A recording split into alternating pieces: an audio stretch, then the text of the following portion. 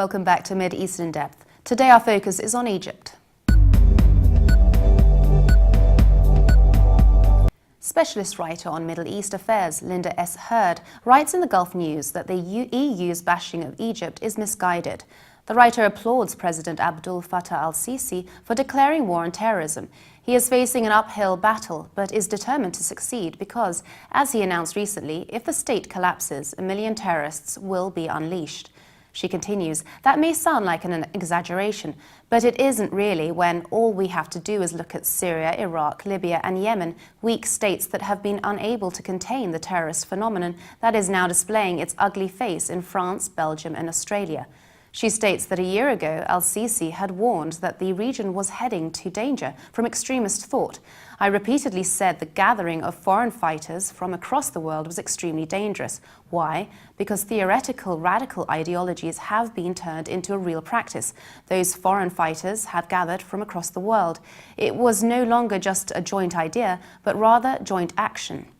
She continues, in Western capitals, he is viewed as a dictator without respect for human rights and civil liberties. In reality, he is leading the global fight against radical ideologies, and he is one of the few voices of wisdom.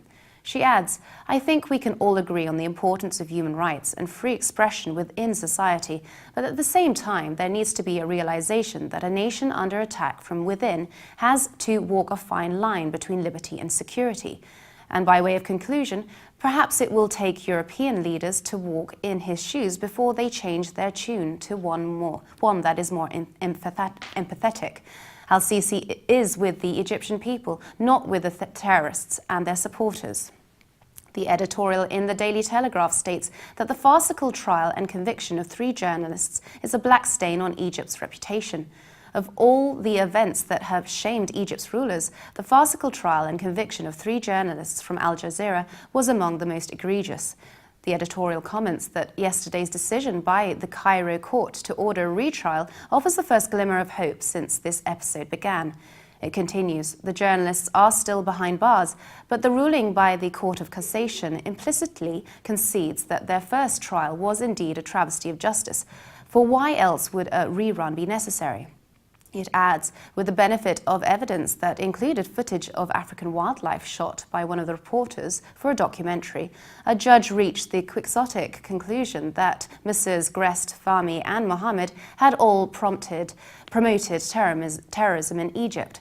The editorial explains, in truth, this case had little to do with the accused and everything to do with the poisonous state of relations between Egypt's military regime and the Qataris.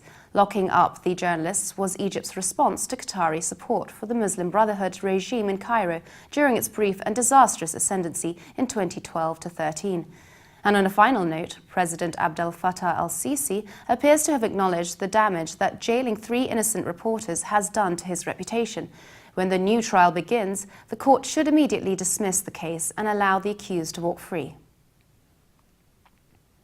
For more updates, please visit levant.tv.